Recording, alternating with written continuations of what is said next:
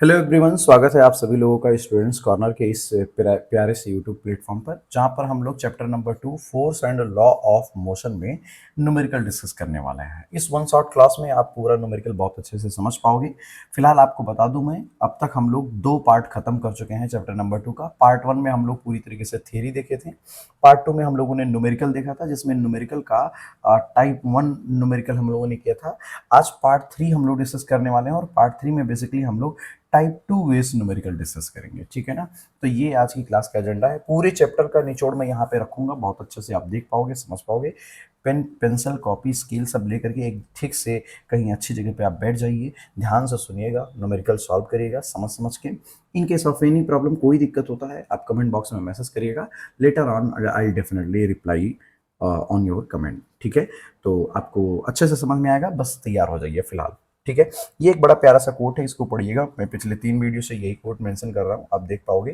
ठीक है ना। If you can dream it, you can do it. Simple सी बात है, बस आपके लिए है। अगर आप सपना देख सकते हो, अगर आप ये सोच सकते हो, अगर आपके अंदर ये सोचने मात्र की क्षमता है कि आप टॉपर बन सकते हो, तो समझ लो कि डेफिनेटली आप बन जाओगे। बशर्ते आप अगर सोच लिए हो तो बस अब उसको आप करो। इसीलिए मैंने कहा है यू कैन डू इट। अगर सोच सकते हो तो कर सकते हो, और अगर कर सकते हो तो बन सकते हो। तो जस्ट इसी कोट को अपने दिमाग में रखिए और मेहनत करिए, आगे बढ़ते रहिए, सीखते रहिए। चलिए फिलहाल हम लोग चैप्टर पे अब आते हैं। ये रहा हमारा टाइप 2 का पहला न्यूमेरिकल। बहुत ध्यान से समझना है इसको। ठीक है। इससे पहले मैं न्यूमेरिकल समझाऊं, मैं कुछ चीजें आपको याद दिला देता हूं। आपको याद होगा, हम लोगों ने एक टॉपिक पढ़ा था जिसमें हम लोगों ने इस तरीके से दो बॉल लिए थे। एक का मास m1, एक का मास m2 था। ठीक है ना। कंजर्वेशन ऑफ मोमेंटम टॉपिक का नाम था। नहीं पढ़ा है आपने तो थियरी जाकर के देख लीजिए आप। थियरी वाला जो मेरा वीडियो है, जिसका पार्ट नंबर 1, ठीक है ना, part first part of the video of chapter number 2 आप देख लीजिए। प्लेलिस्ट में भी आपको मिल जाएगा, डिस्क्रिप्शन बॉक्स से लिंक मिलेगा, वहां से आप देख लीजिएगा। ठीक है। तो इस तरीके से आपने दो बॉल लिया था, टॉपिक का नाम था कंजर्वेशन ऑफ मोमेंटम। अब दोनों बॉल में एक का मास m1, एक का मास m2 था। एक की इनिशियल वेलोसिटी आपने u1 लिया था, एक की इनिशियल वेलोसिटी u2 ली गई होगी। ठीक है। फिर ये दोनों बॉल आपस में टकराए होंगे इस तरीके से। टकराने के बाद ये दोनों फिर अलग हो जाते हैं। ये पहला कंडीशन था, ये दूसरा कंडीशन, ये तीसरा। अलग होने के बाद मास तो वही रहेगा m1 m2, लेकिन इनकी वेलोसिटी बदल जाएगी। तो मैंने मान लिया कि इसका v1 है और इसका v2 है। और कंजर्वेशन ऑफ मोमेंटम के रूल के अकॉर्डिंग आपने ये सीखा था कि ये जो है कोलिजन के पहले, मतलब टकराने के पहले वाला डायग्राम ये है, ये ड्यूरिंग कोलिजन है, और ये आफ्टर कोलिजन है। तो आपने कॉन्सेप्ट के अकॉर्डिंग ये सीखा था, कंजर्वेशन ऑफ मोमेंटम के अकॉर्डिंग, कि total momentum before collision and total momentum after collision will B same. यही आपने पढ़ा था। और आपने एक फार्मूला क्रिएट किया था कि m1 u1 plus m2 u2 will be equal to m1 v1 plus m2 v2। ये बात पहले समझ लीजिए, न्यूमेरिकल लगाने से पहले ये समझना बहुत जरूरी है, एक तरीके से रिवाइज भी हो जाएगा आपको। ठीक है। तो ये आपने पढ़ रखा था कि total momentum before collision will be equal to total momentum after collision. अच्छा, ये फार्मूला कैसे आया, आप यहाँ देखो, m1 u1 मल्टीप्लाई करके लिख दिया, m2 u2 मल्टीप्लाई करके लिख दिया, प्लस कर दिया, फिर m1 v1 मल्टीप्लाई करके यहाँ लिख दिया, m2 v2 मल्टीप्लाई करके यहाँ लिख दिया। तो वही मैंने लिखा, total momentum before collision and total momentum after collision. Momentum की बात हो रही है, अब आपको पता है मोमेंटम को पी लेटर से डिनोट करते हैं, that is the product of mass and velocity. इसीलिए हर जगह mass and velocity, mass velocity, mass velocity, mass velocity है। समझ में आ गया होगी ये बात। ठीक है ना। यही फार्मूला हम लोग इस टाइप 2 के न्यूमेरिकल्स में यूज करने वाले हैं। इन्हीं फार्मूले की हेल्प से हम लोग लगभग लगभग अपने सारे क्वेश्चन को टैकल कर पाएंगे बहुत आसानी से। अगर कुछ नया फार्मूला आएगा तो हम उसको भी डिस्कस करेंगे। बात समझ में आ गया ना। तो उम्मीद है ये एक्सप्लेनेशन आपके लिए ठीक रहा होगा। अब एक बात ध्यान रखिएगा, ये फार्मूला याद रहे, क्योंकि बार बार यही हम लोग यूज करने वाले हैं। m1 u1 plus m2 u2 equal to m1 v1 plus m2 v2। ध्यान में रहना चाहिए आपके। मैं अब इसको मिटा रहा हूँ और न्यूमेरिकल पढ़ के अब मैं समझाऊंगा। अच्छा, 1 मिनट के लिए नहीं मिटाता हूँ, ऐसे ही समझाता हूँ आपको। कुछ यहाँ पे काम पड़ेगा, अभी मैं उसको यूज कराता हूँ। देखो जरा, न्यूमेरिकल को पढ़ते हैं, जरूरत पड़ेगा तब मिटा दिया जाएगा। न्यूमेरिकल में ये लिखा हुआ है कि a bullet of mass 20 gram is fired by a gun of mass 20 kg if the muzzle speed of the bullet is 100 metre per second. ये थोड़ा गड़बड़ है, metre per second. Calculate the recoil speed of the gun. ठीक है ना। अब ये gun से रिलेटेड है, रिकॉइल वेलोसिटी से रिलेटेड है, तो इसको थोड़ा समझना पड़ेगा तब न्यूमेरिकल लगाइए, नहीं तो थोड़ी मुश्किल हो जाएगी आपको, ठीक है ना। जो लोग पहले पढ़ चुके हैं थियरी में या जो पहले समझ चुके हैं उनके लिए तो कोई दिक्कत नहीं, लेकिन नए बच्चों के लिए दिक्कत होगा, इसीलिए मैं समझा दे रहा हूँ। अगर आप पहले से समझ चुके हैं तो वीडियो को थोड़ा सा स्किप कर दीजिएगा, आगे भगा दीजिएगा, और नहीं तो पूरा सुन लीजिए बात को। सुन लो, ज़्यादा अच्छा है, ज़्यादा टाइम भी नहीं लगेगा और आपका काम भी हो जाएगा। आप इमेजिन करिए कि ये एक गन है इस तरीके से, ठीक है ना। इस गन के अंदर कहीं यहाँ पे बुलेट होगा। मैं ये कह रहा हूँ कि जब गन आपके पास है तो गन को मान लेते हैं नंबर 1 मान लीजिए, और बुलेट को 2 से डिनोट करते हैं, ऐसा बस इंडिकेट करने के लिए मैं ले रहा हूँ, ठीक है। तो गन का एक अपना मास होगा, मान लीजिए गन का मास m1 है, यहाँ पे मैं गन लिख दे रहा हूँ, यहाँ गन, और यहाँ पे मैं लिख दे रहा हूँ बुलेट, ठीक है ना। तो गन का मास m1 मान लीजिए, बुलेट का मास m2 मान लीजिए। ये तो हो गया कहानी, ठीक है ना, मास के टर्म्स में। अच्छा एक बात बताओ, गोली तो अभी चली नहीं है, तो गोली अभी मैंने चलाया नहीं, तो गोली भी यहाँ पे पड़ी हुई है और गन भी ऐसे पड़ा हुआ है, और दोनों ही रेस्ट पोजीशन में है, तो अभी मैं इसकी बात नहीं करूंगा, ठीक है ना। दोनों ही किस पोजीशन में है, रेस्ट पोजीशन में है, इसीलिए मैं इसके बारे में कोई बात नहीं कर सकता। अच्छा एक बात बताओ, अगर दोनों रेस्ट पोजीशन में है तो बताओ initial velocity of gun u1 क्या होगा।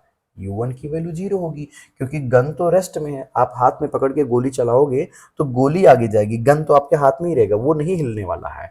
और हिलेगा भी तो गोली चलाने के बाद, उसके पहले तो रेस्ट में रहेगा ना। तो मैं उसी सिचुएशन की बात कर रहा हूँ कि इनिशियली गन तो रेस्ट में है। अच्छा अगर मैं U2 की बात करूं बुलेट के टर्म्स में, तो एक बात बताओ, गोली चलाने के पहले गोली तो गन के अंदर थी और वो यही रहेगी। ये ऐसा थोड़ी ना कि इधर उधर मूव कर रही होगी, भाग रही होगी अंदर अंदर, नहीं ना। तो इसका मतलब ये भी रेस्ट थी, इसका मतलब U2 की वैल्यू भी होगी 0।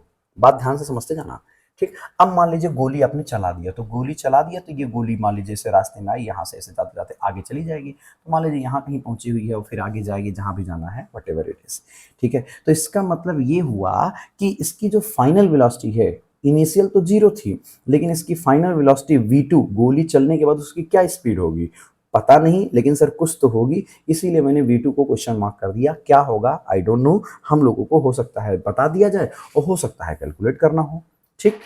लेकिन एक बात और ध्यान दो, जब आप गोली चलाओगे तो आपकी बंदूक पे, आपके इस गन पे एक झटका लगेगा, जर्क लगेगा। गोली जाएगी आगे लेकिन जर्क लगेगा पीछे की तरफ, झटका लगेगा, जर्क लगेगा। इस झटके की वजह से आपका हाथ पीछे की तरफ आएगा, जिसकी हेल्प से या जिसके थ्रू, उसी के साथ साथ गन पीछे आएगा, गन का पीछे की तरफ मूवमेंट होगा। इसी मूवमेंट को बोला जाता है recoil speed of the gun. क्या बोलते हैं, recoil speed of the gun. मतलब गोली चलाने के बाद जब बंदूक के ऊपर झटका लगता है और पीछे की तरफ जाता है, तो उसी को बोलते हैं recoil speed of the gun. मेरी बात उम्मीद है आपको ये समझ में आ गई होगी। तो एक बात बताओ, गोली चलाने के बाद झटका तो लगेगा ही लगेगा ना, इसका मतलब गन पीछे जाएगा ही जाएगा। इसका मतलब गन तो शुरू शुरू में रेस्ट में था, लेकिन फाइनली अगर देखा जाए तो गन की वेलोसिटी अगर v1 से डिनोट करूं फाइनल वेलोसिटी, तो इसका मतलब ये भी 0 नहीं होगा, कुछ तो होगा, क्या होगा पता नहीं। क्या पता इसको कैलकुलेट करने के लिए दिया जाए या फिर आपको ये वैल्यू दे दिया जाए, ये पूछा जाए। तो मतलब इन दोनों में से, इनमें और इनमें से कोई एक वैल्यू देगा और दूसरी वाली वैल्यू पूछेगा, क्योंकि इन दोनों के बारे में तो कोई मतलब ही नहीं है बात करने का, क्योंकि ये तो हमेशा u और u2 0 रहेंगे, वो कोई सा भी गन क्यों ना हो। Initial speed, initial velocity of gun and bullet both will be zero as per this condition। जो लॉजिक मैंने भी आपको समझाया, उम्मीद है इतना समझ में आ गया होगा। अब ये समझ में आ गया तो आपका काम बहुत आसान हो गया। अब आप न्यूमेरिकल को फिर से पढ़िए और समझ लीजिए कि न्यूमेरिकल लग गया कैसे। देखिए कह रहा है अ बुलेट ऑफ मास 20 ग्राम, तो बुलेट और गन दोनों को अलग अलग कर लीजिएगा, किसी एक को m1 बोल दीजिए, किसी एक को m2 बोल दीजिए, जो आपका मन करे वो कर दीजिए। मैंने यहाँ गन को m1 बोला है, बुलेट को m2 बोला है। आप उल्टा करना चाहते हो कर लो, उससे भी कोई दिक्कत नहीं है, लेकिन याद रहे जो भी करना ध्यान से करना, ताकि उसी पैटर्न में बाकियों को भी एज्यूम करना। बात समझ गए ना। तो चलिए मान लेते हैं इस बार थोड़ा नया किया जाए। अब बुलेट ऑफ मास 20 ग्राम, तो हमने मान लिया कि mass of bullet, mass of bullet, इसको हम मान लीजिए क्या, मास ऑफ बुलेट को m1 मान लेते हैं। तो mass of bullet is equal to कितना है, 20 ग्राम है, ठीक है ना, ये हमने लिख दिया। अच्छा 20 ग्राम को केजी में कन्वर्ट करोगे तो आएगा 0.02 केजी, तो इसको मैं ऐसे लिख के छोड़ दिया, ठीक है। 1000 से डिवाइड करने के बाद यही तो आएगा। अच्छा फिर कह रहा है is fired by a gun of मास। अब ये कह रहा है गन का मास, तो मास ऑफ गन। अब गन का मास कितना है भैया मेरे, mass of gun sir m2 मान लीजिए, तो वो कितना है as per the question 20 kg है, वो भी हमने लिख दिया। अब कह रहा है कि if the muzzle speed of the bullet, मजल स्पीड कुछ नया नहीं है, बस वो बुलेट की स्पीड की बात कर रहा है, ठीक है ना। तो if the muzzle speed of the bullet यानी गोली की जो स्पीड है वो 100 मीटर पर सेकेंड है, ठीक है ना। अब बुलेट को आपने m1 माना था तो बुलेट की स्पीड को v1 ही मानना पड़ेगा, तो अब मैं यहाँ पे लिख दूं v1, आपका मन होगा तो यहाँ पे आप लिख सकते हैं स्पीड ऑफ बुलेट, ठीक है ना। और ये क्योंकि बात हो रहा है गोली चलाने के बाद की, कह रहा है if the muzzle speed of the bullet 100 metre per second, इसका मतलब जब आपने गोली चला दिया उसके बाद गोली की स्पीड क्या है, तो गोली की स्पीड v1 की वैल्यू हो जाएगी 100 मीटर पर सेकेंड। और कह रहा है कि कैलकुलेट करिए recoil speed of the gun क्या होगा। Recoil speed of the gun का मतलब क्या, वही v2 वाली बात होगी ना, कि मतलब गन जब वापस आएगा तो उसकी स्पीड क्या होगी, ठीक है ना। तो हमने यहाँ पे कह दिया कि v2 हमें निकालना है, यहाँ v2 इसलिए बोला क्योंकि आपने गन को m2 बोला था, समझ गए। अब सर u1 और u2 तो हमेशा जीरो ही होगा, क्योंकि गन तो इनिशियली रेस्ट में रहा होगा और बुलेट भी रेस्ट में रहा होगा। तो देखो सारा डेटा आपके सामने आ गया, m1 m2 v1 v2 u1 u2 सब आ गया। अब आप आराम से फार्मूला लगा दो, आंसर आ जाएगा। कौन सा फार्मूला लगाओगे, यही जो यहाँ पे लिखे हो, ऐसे लिखिएगा since m1 u1 plus m2 u2 equal to m1 v1 plus m2 v2। अब इसमें वैल्यू रख दीजिए। अब एक बात बताओ, अगर u1 की वैल्यू है जीरो तो ये पूरा जीरो होगा कि नहीं होगा, और u2 की वैल्यू जीरो है तो ये भी पूरा जीरो होगा। यहाँ से एक नया बात सिखाऊंगा आपको। अब ये बताओ, जब हर बार गन में initial velocity of gun and initial velocity of the bullet दोनों ही जीरो होगा, तो इधर का ये पूरा टर्म तो हमेशा जीरो ही होगा ना। दिमाग का प्रयोग करिए थोड़ा।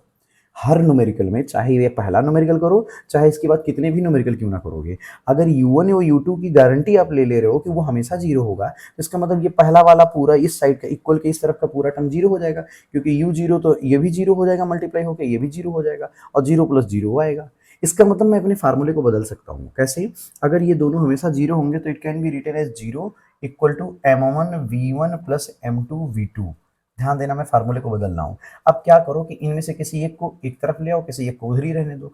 तो मैं क्या करता हूँ कि मैं m1 v1 को वहीं रहने देता हूँ, m2 v2 को चेंज कर देता हूँ, ठीक है। तो अब यहाँ से हम ये दिमाग का प्रयोग कर रहे हैं कि हमने लिख दिया ऐसे m2 v2 equal to minus m1 v1, ठीक है ना। इस तरीके से लिख सकते हैं कि नहीं लिख सकते हैं, आपका मन है तो आप ऐसे भी लिख सकते हो कि m1 v1 is equal to minus m2 v2, बात वही पड़ेगा।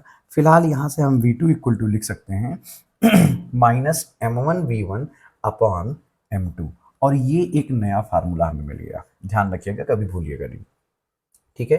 तो v2 इक्वल टू मिल गया minus m1 v1 upon m2, या फिर कह सकते हो एक फार्मूला और बन सकता है कि v1 equal to minus m2 v2 upon m1, ये भी यूज कर सकते हो। ये दोनों फार्मूले में कोई अंतर नहीं है, दोनों सेम है, इसी की हेल्प से ये भी बना हुआ है, देखा जाए तो है कि नहीं। तो आपके दिमाग में इतनी बातें तो बैठ गई होंगी। अब अगर ये फार्मूला याद है तो आपका आंसर तुरंत आ जाएगा, ठीक है ना। और अगर जिसको नहीं याद होगा वो डायरेक्टली इसी को यूज करेगा, इसी में सबकी वैल्यू रख दीजिएगा, मल्टीप्लाई करके सॉल्व वॉल्व कर लीजिएगा, आंसर आ जाएगा। फिलहाल मैं आपसे उम्मीद करूंगा कि आपको ये जरूर याद रहेगा, क्योंकि इसका मतलब आपका कॉन्सेप्ट स्ट्रांग रहेगा, ठीक है। जगह नहीं है, मैं यहाँ पे सॉल्व कर दे रहा हूँ, ध्यान से देखिएगा थोड़ा सा, ठीक है ना। तो आपको पता है फार्मूला क्या होगा, v2 इक्वल टू, क्योंकि हमें v2 कैलकुलेट करना है, और v2 है क्या, v2 है recoil velocity of the gun. तो recoil velocity of the gun v2 अगर है तो v2 की वैल्यू क्या होगा, उसका फार्मूला ध्यान में लाइए, minus m1 v1 upon m2, ये होगा फार्मूला। वैल्यू पुट कर दीजिए, आंसर आएगा माइनस m1 की वैल्यू कितनी थी 0.02 इंटू v1 की वैल्यू कितनी थी सर 100 था, अपॉन m2 की वैल्यू कितनी थी, m2 की वैल्यू यहाँ पे 20 है तो वो भी रख दीजिए। सॉल्व करोगे तो आपको यहाँ पे वैल्यू मिलेगा -2/20, और इसको सॉल्व करोगे तो आपको 2/20 का मतलब 1/10 यानी कि 0.1 माइनस के साथ मीटर पर सेकेंड आंसर मिलेगा। थोड़ा छोटा लिखा है, ध्यान से देखिएगा, -0.1 मीटर पर सेकेंड ये आंसर मिलेगा रिकॉइल वेलोसिटी का। This is the answer of this question.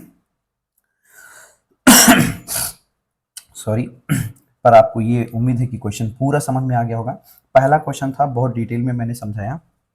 अगर ये समझ में आ गया तो अब सारे न्यूमेरिकल फटाफट आप कर ले जाओगे।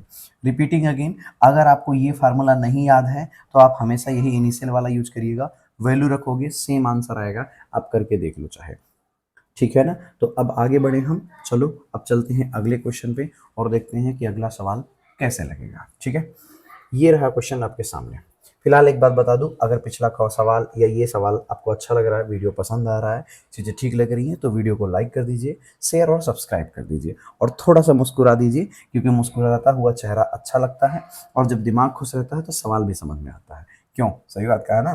फिलहाल अब देखिए क्वेश्चन नंबर 2 ये कह रहा है कि a bullet of mass 20 gram is horizontally fired with a velocity of 150 metre per second from a पिस्तौल of mass 2 kg, what is the recoil velocity of the पिस्तौल।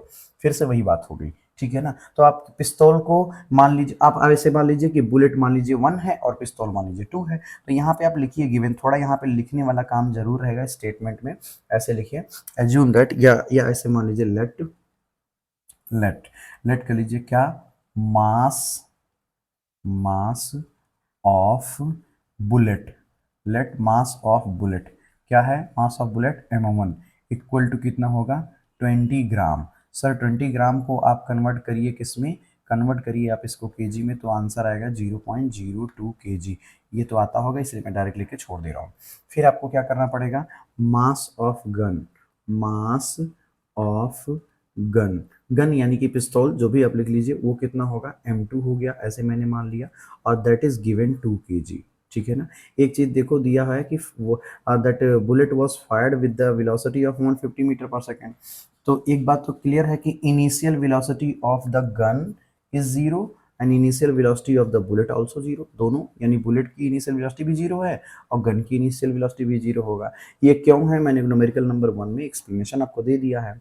अब यहाँ मैं लिख नहीं रहा हूँ, आप लिख लेना यहाँ पे कि initial velocity of the gun, sorry bullet and initial velocity of the gun, ऐसे लिख देना। अब अगला लिखोगे आप कि final velocity of the gun. अब final velocity of the gun क्या होगा, final velocity of the bullet क्या होगा, तो बुलेट की फाइनल वेलोसिटी v1 से डिनोट करेंगे और वो दिया हुआ है 150, यहाँ पे मैंने लिख दिया मीटर पर सेकेंड, और निकालने के लिए बोला है final velocity of the gun यानी कि रिकॉइल वेलोसिटी, क्योंकि आपको पता है गन की फाइनल वेलोसिटी को ही रिकॉइल वेलोसिटी बोलते हैं, तो इसका मतलब ये v2 निकालने के लिए आपको बोला गया है। इतना लिखने के बाद समझ लो आपका सॉल्व हो गया क्वेश्चन। अब अगर आपको वो फार्मूला याद है जो थोड़ी देर पहले मैंने बताया था, क्या, v2 is equal to minus m1 v1 upon m2, अगर ये याद है तो इसी में वैल्यू रख दो, डायरेक्ट आंसर आ जाएगा। मैं लगा के दिखाता हूं पहले, माइनस, अब यहाँ पे m1 की वैल्यू क्या है 0.02 इंटू v1 की वैल्यू क्या है, v1 की वैल्यू है 150 अपॉन m2 की वैल्यू क्या है, m2 की वैल्यू है 2। अब इसको सॉल्व कर लीजिए, डेसिमल रिमूव करने के लिए ऊपर नीचे 100 का मल्टीप्लाई करोगे तो ये डेसिमल गायब हो जाएगा, जैसे मान लो यहाँ पे कर दिया ना आपने 100 अपॉन 100 ऐसे कर दो, कोई फर्क नहीं पड़ेगा, तो ऊपर का डेसिमल गायब हो जाएगा, तो 2 इंटू 150 अपॉन नीचे कितना हो जाएगा 200, ये वाला 100 इसके साथ मल्टीप्लाई हुआ तो 2 बन गया, डेसिमल गायब हो गया, लेकिन ये वाला 100 इसके साथ मल्टीप्लाई होगा तो 200 बन जाएगा।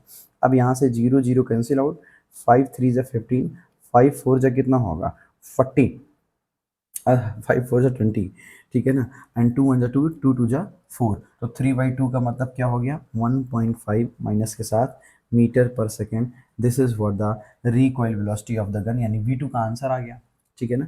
यदि आप में से किसी को ये फार्मूला नहीं याद है तो उम्मीद है कि फर्स्ट वाला ज़रूर याद होगा, m1 u1 plus m2 u2 is equal to m1 v1 plus m2 b2, इसी फार्मूले में रख दो फिर भी यही आएगा, सेम टू सेम आएगा, क्योंकि ये जीरो हो जाएगा और ये भी जीरो हो जाएगा, बाकी ये वही रहेगा जो यहाँ पे सब कुछ है। क्यों, सही है कि नहीं है, और ये जीरो क्यों होगा, क्योंकि u1 जीरो है तो ये पूरा जीरो, u2 जीरो है तो ये पूरा जीरो, बाकी m1 b1 plus m2 b2 ये सब कुछ वैसे ही रहेगा। अब फिर वही बात हो गई, इस m1 v1 को इधर ले आओ और इसको यहीं रहने दो, या फिर इसको उल्टा कर लो, तो क्या मैं इसको ऐसे लिख सकता हूँ m2 v2 is equal to, मान लो माइनस भी लगा दिया इधर करके, और m1 v1, सॉरी ये 2 नहीं है ये 1 है, अब क्या मैं v2 इक्वल टू लिख सकता हूँ m1 v1 अपॉन m2, और जो माइनस था वो उसको इधर ले आए तो ये ऐसे हो जाएगा। तो यही फार्मूला तो यहाँ पे लिखा था जो मैंने थोड़ी देर पहले समझाया था, तो इस तरीके से आंसर आ गया, तरीका वही है, आप दिमाग में प्रयोग कर सकते हो आपको अपनी इसको, ठीक है। उम्मीद है ये चीज़ समझ में आया होगा, नोट कर लीजिए बढ़िया से और फिर हम आगे बढ़ते हैं। यहाँ तक क्लियर है?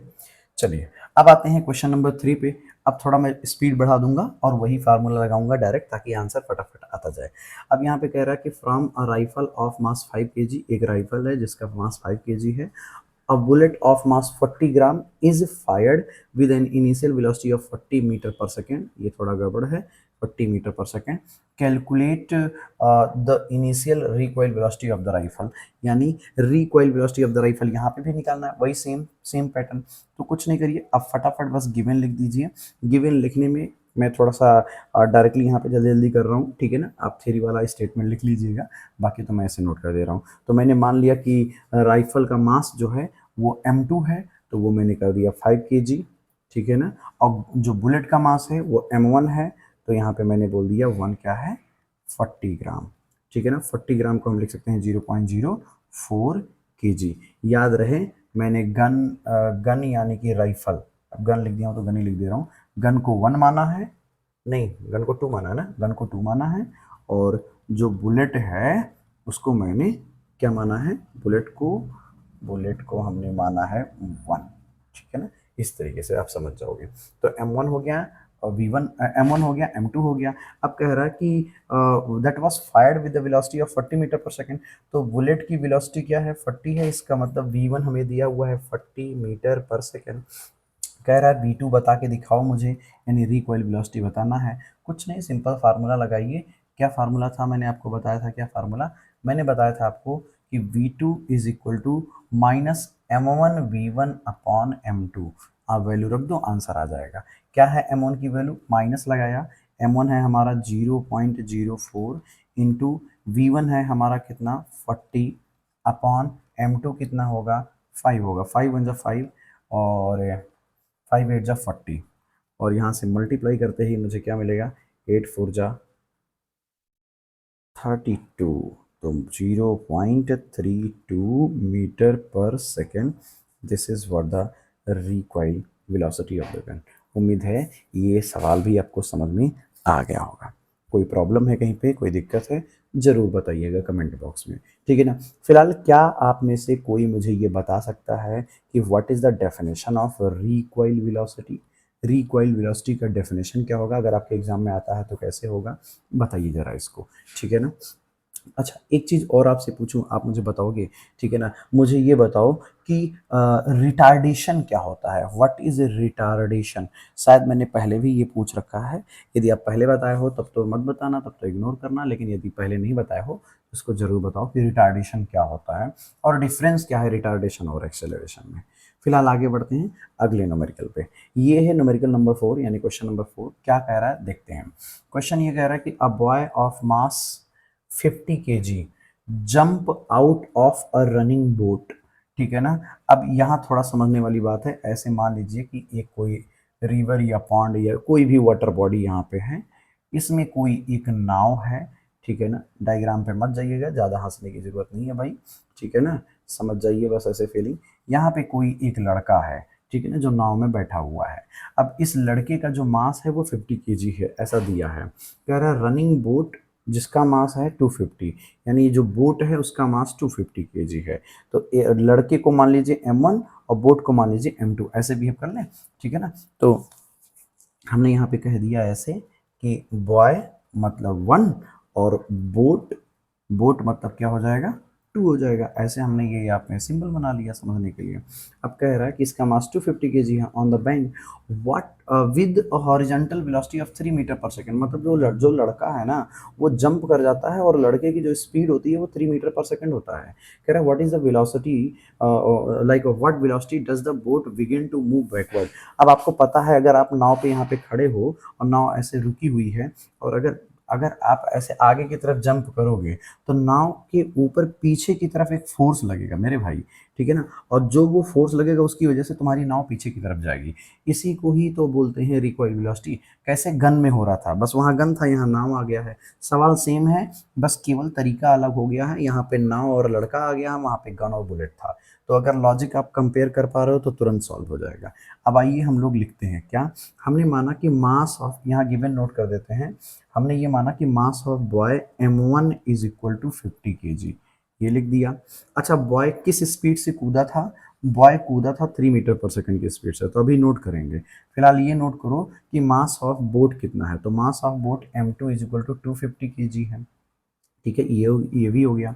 अब एक बात बताओ, इनिशियली जो नाव थी या जो लड़का था, क्या उनका कोई स्पीड यहाँ पे दिया है, कुछ बताया है नहीं।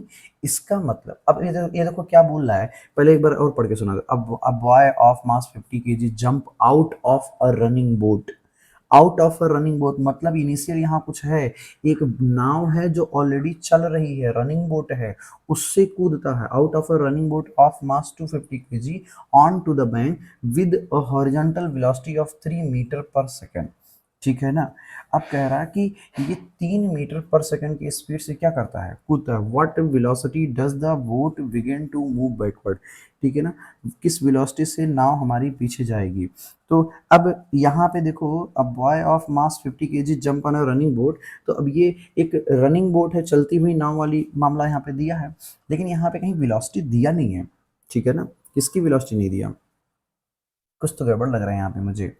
अब boy of mass 50 kg jump out of a running boat of mass 250 kg onto the bank with a horizontal velocity of this, ठीक है ना। बिल्कुल, रनिंग बोट तो है, लेकिन उस बोट की इनिशियल स्पीड क्या रही होगी, जीरो रही होगी। ठीक है ना। और जो बॉय है उसका भी इनिशियल स्पीड क्या रहा होगा, जीरो रहा होगा। लेकिन बॉय जब कूदा है तो किस स्पीड से कूदा है, वो कूदा है बॉय v1 स्पीड यानी कि 3 मीटर पर सेकंड की स्पीड से। और कह रहा है what velocity does the boat begin to move backward, किस वेलोसिटी से वो नाव पीछे जाएगी, तो यानी कि v2 हमें निकालना है। This is what the data.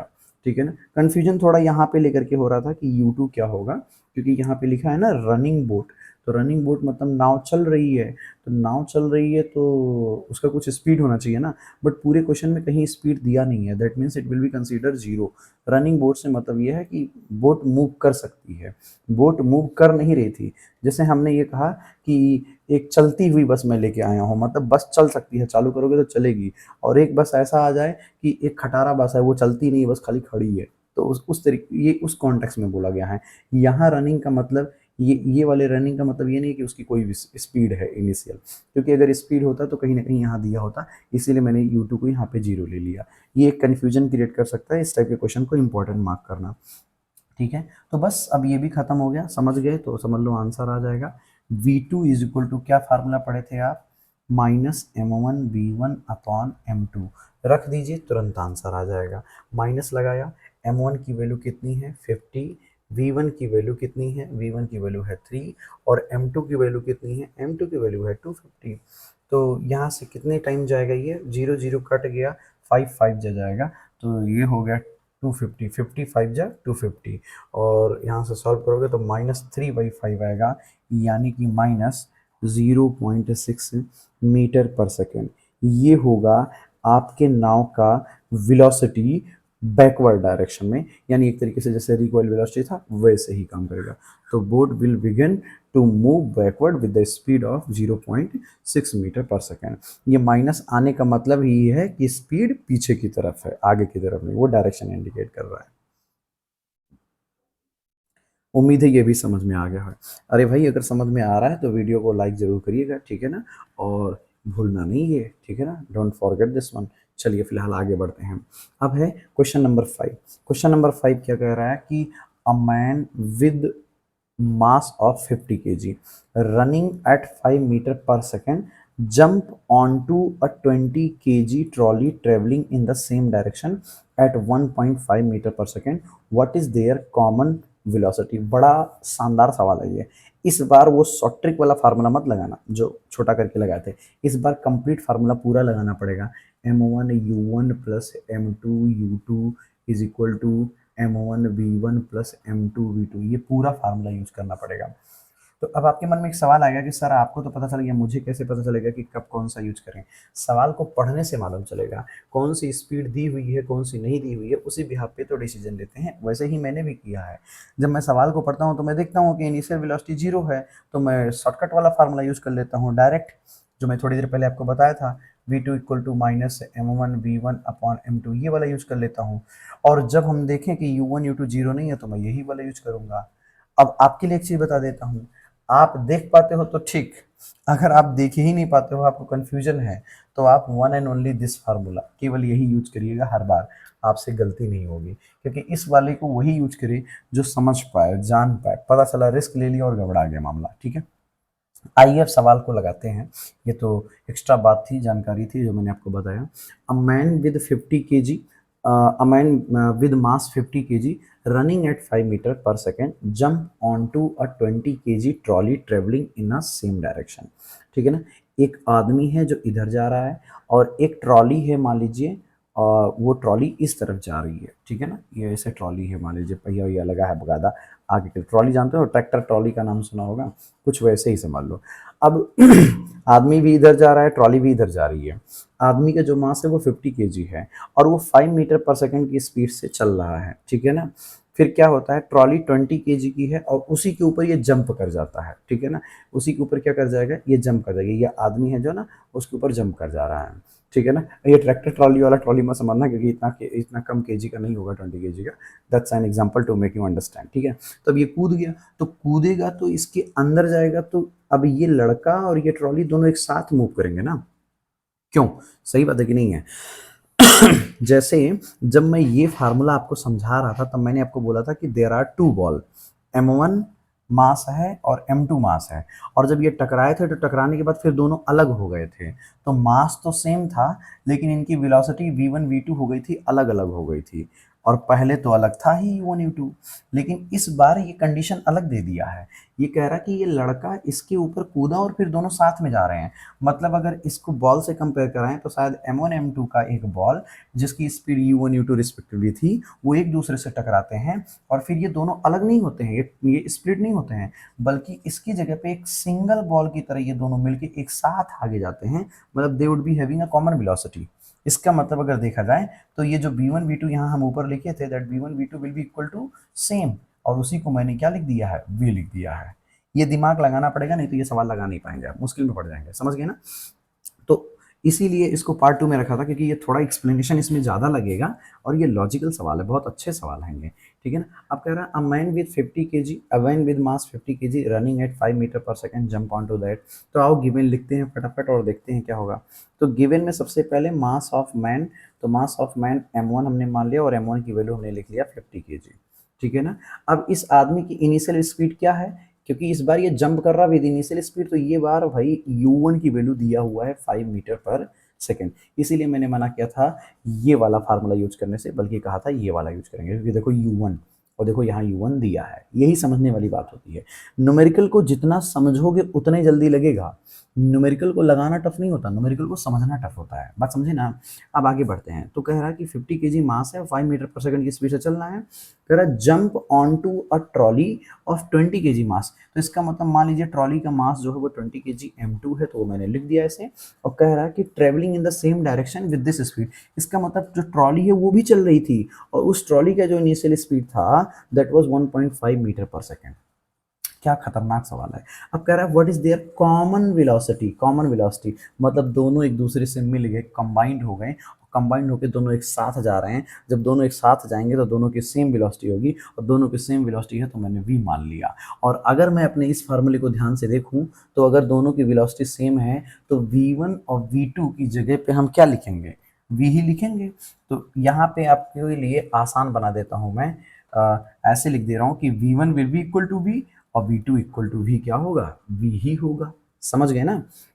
इसके लिए अलग से कुछ लोग फार्मूला बताते हैं, लेकिन मैं तुम्हें इसी फार्मूले में समझा दूंगा और समझ जाओगे और कर ले जाओगे आसानी से। तो हर बार अलग अलग रखना नहीं पड़ेगा तुम्हें। ठीक है, तो ऐसे जब भी बोलेगा कॉमन वेलोसिटी तो आप v1 v2 को कोई एक लेटर मान लेना, कॉमनली v मान लेना, मतलब दोनों सेम है तो v1 भी b है और v2 भी b है। अब खुद ही सोचो, जब ये लड़का कूदेगा इस ट्रॉली के अंदर तो जितनी स्पीड से ट्रॉली आगे जाएगी उतना ही स्पीड से लड़का भी आगे जाएगा, क्योंकि ट्रॉली और लड़का दोनों एक दूसरे के साथ हैं, ट्रॉली के ऊपर ही लड़का है।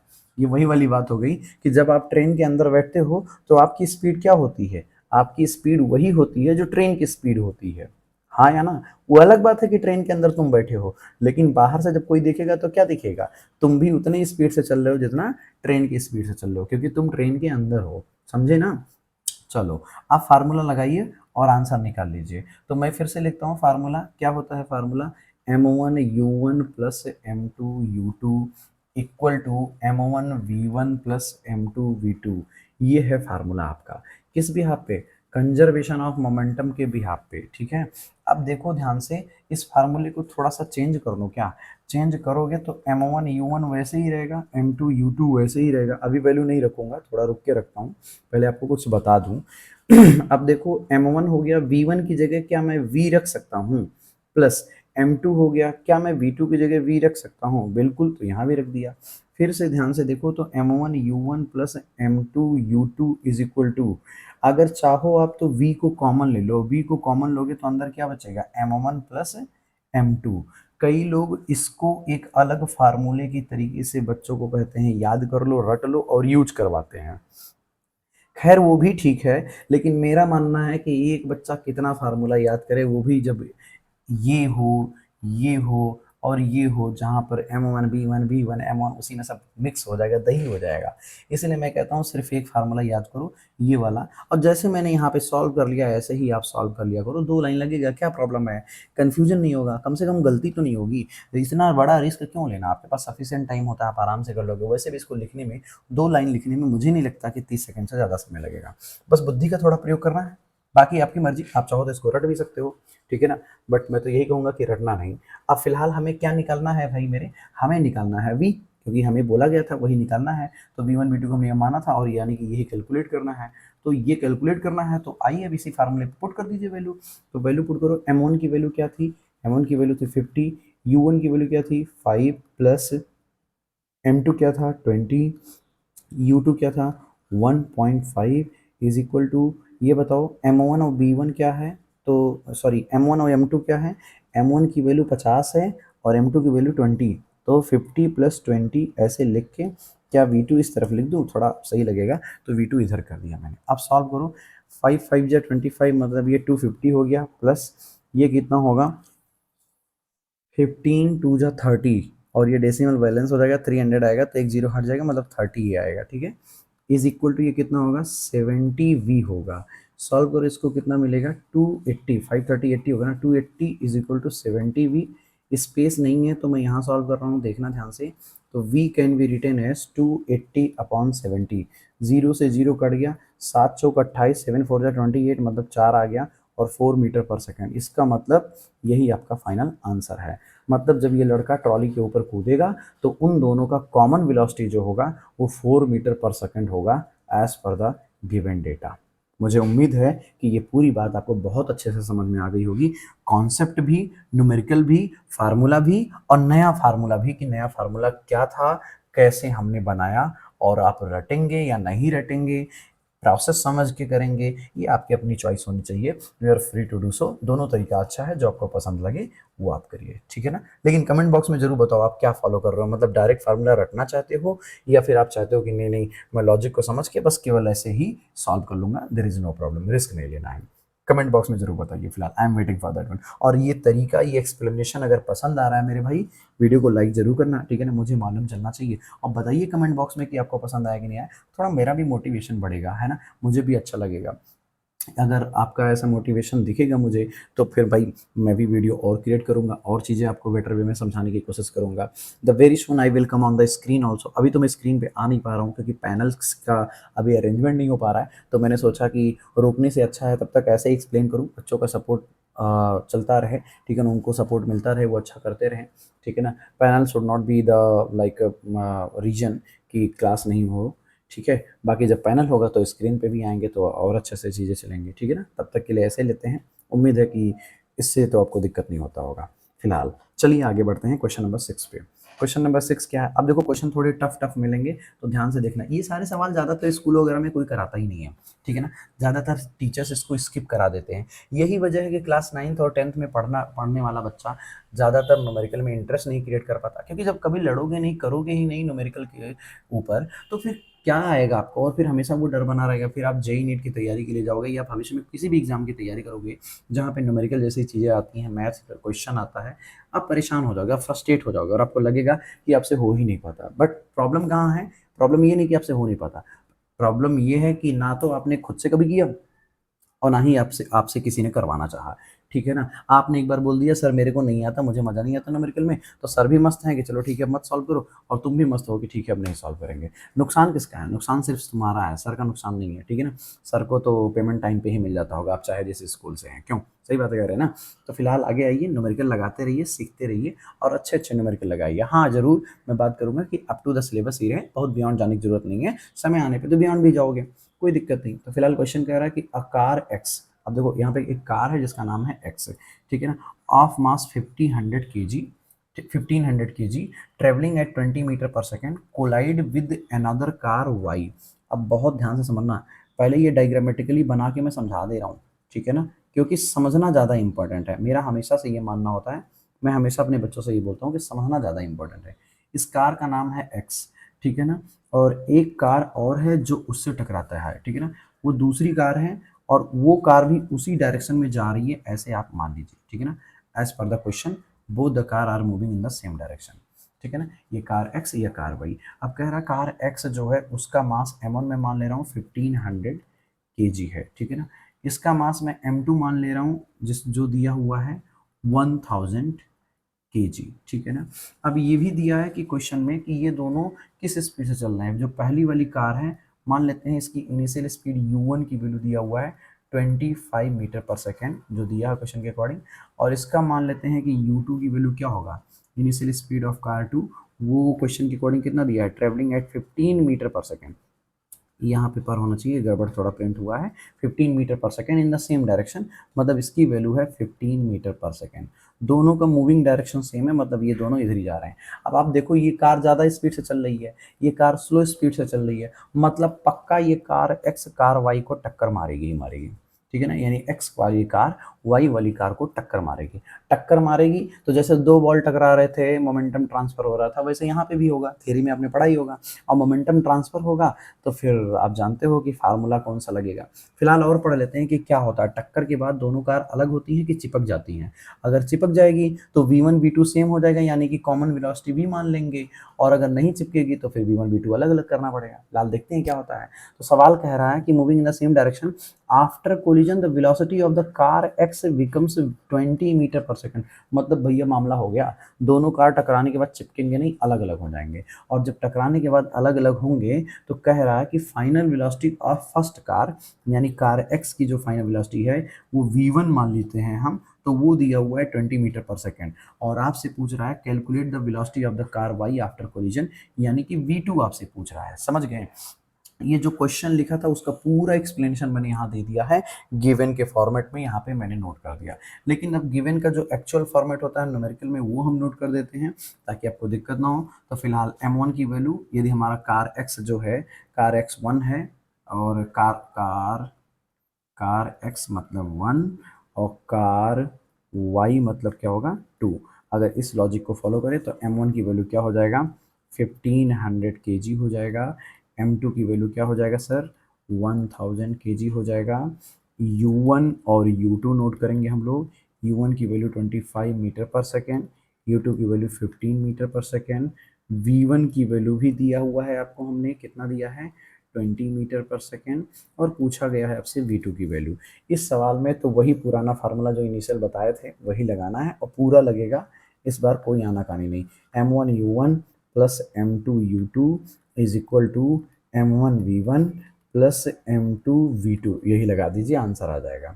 आइए देखते हैं, फिलहाल वैल्यू रखना शुरू करिए। m1 की वैल्यू 1500 इंटू u1 की वैल्यू कितना है भाई मेरे 25, प्लस m2 की वैल्यू कितनी है 1000, इंटू u2 की वैल्यू कितनी है 15, इक्वल टू m1 की वैल्यू कितनी है 1500, इंटू v1 की वैल्यू कितनी है, v1 की वैल्यू है 20, और प्लस M2 की वैल्यू कितनी है 1000 और V2 की वैल्यू कितनी है सर वही कैलकुलेट करना है तो रख दीजिए।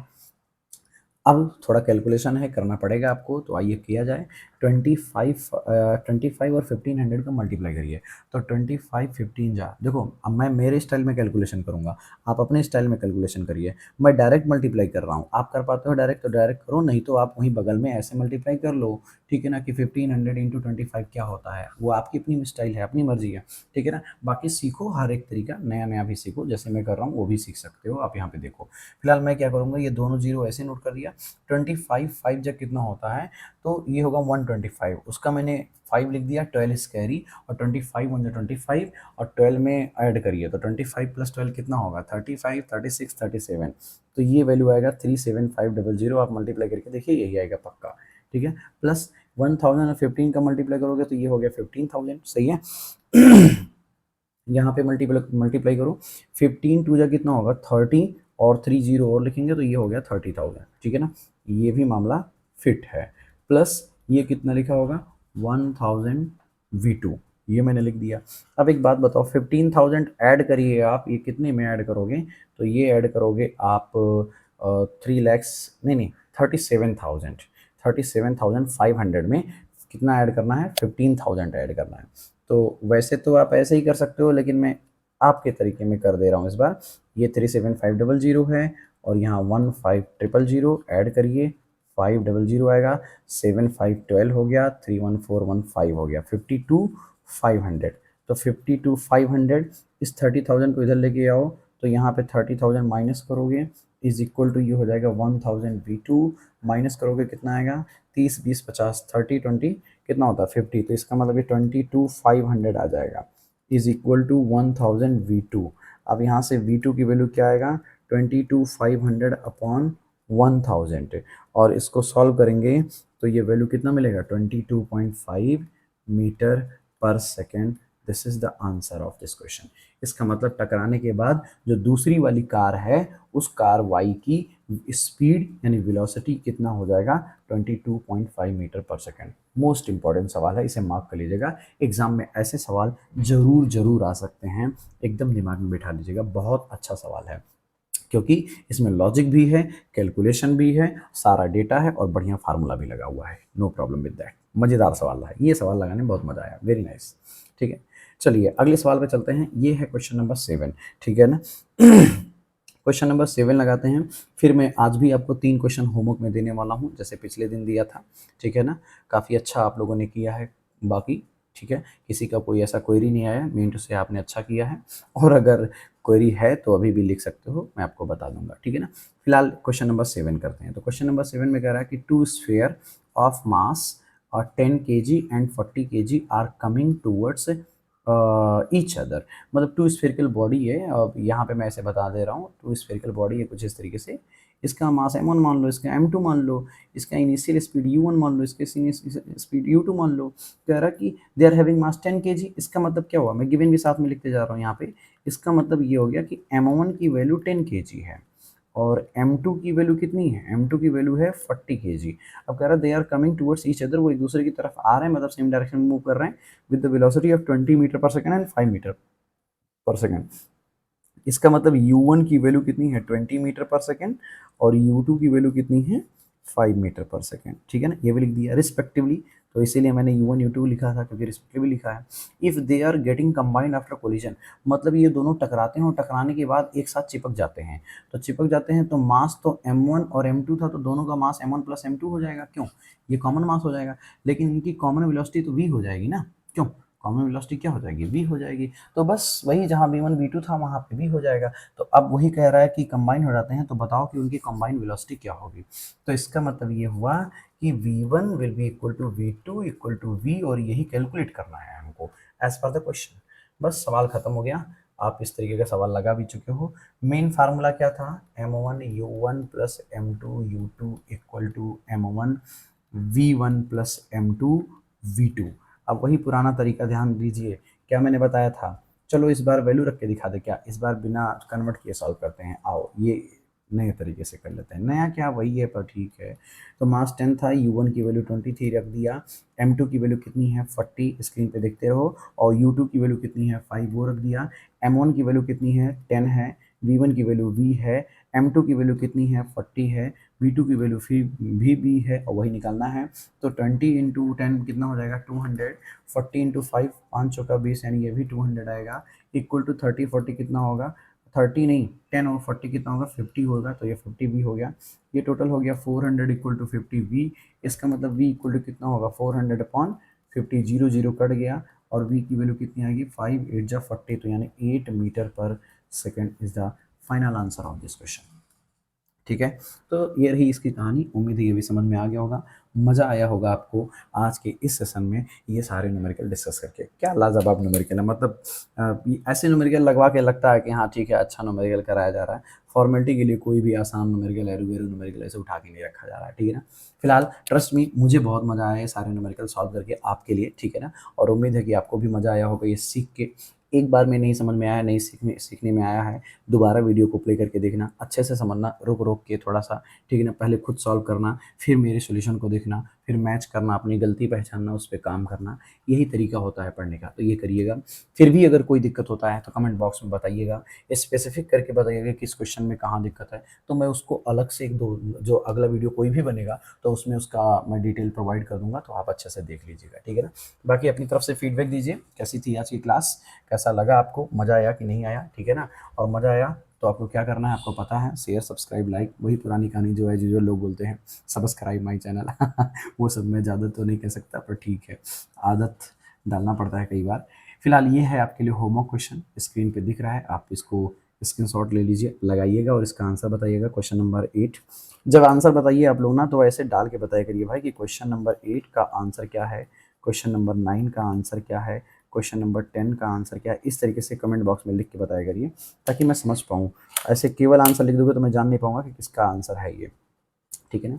फिलहाल ये है क्वेश्चन नंबर 9, इसका भी आंसर बताइएगा, स्क्रीनशॉट ले लीजिए। कैसे ये लगेगा, यू नो वेरी वेल, सारा सिखा चुका हूँ आपको तरीका, तो ये भी आपके लिए होमवर्क है। और ये लास्ट क्वेश्चन है, it's also the like good question which is very easy similar to the previous one, ठीक है ना। पहले ऐसे क्वेश्चन हम लोग किए हैं, तो लगाइएगा और आंसर बताइएगा। बाकी आज के सेशन को हम इतना ही पे रखेंगे, यहीं पे ख़त्म करते हैं, ठीक है ना। और मोटू और पतलू की तरह अपनी दोस्ती को कायम रखिए। फिलहाल आज फ्रेंडशिप डे है, तो मैं विश करूँगा भगवान से कि आपकी फ्रेंडशिप जिससे भी हो बहुत अच्छी चले, हमेशा बढ़िया रहे, शानदार रहे, मोटू पतलू की तरह आप दोनों की जोड़ी बनी रहे, मुस्कुराते रहें और एक दूसरे के काम आएँ, और दोनों लोग बढ़िया से पढ़ाई करें। आप जो भी दोस्त हैं, आई डोंट नो कि आपके दोस्त कौन हैं, हाँ ये ज़रूर है, आप अपने दोस्त को डेडिकेट करने के लिए आप उनका नाम या उनको एक क्रेडिट देने के लिए, उनको एक वाव फैक्टर फील कराने के लिए अपने दोस्त का नाम ज़रूर बताइए कमेंट बॉक्स में मुझे। और आई मीन टू से कि आप अपने दोस्त को क्या कहना चाहते हो, वो कमेंट बॉक्स में लिख के दिखाइए कि मतलब what you wanted to give the message to him, why he is the best to you, mention जरूर करिएगा, ठीक है ना। On the occasion of friendship day, आज फ्रेंडशिप डे है आपको पता है, तो आपको हैप्पी फ्रेंडशिप डे, ठीक है ना। क्योंकि मैं मानता हूँ कि एक टीचर फ्रेंड भी होता है। फिलहाल आज के लिए इतना ही, थैंक यू।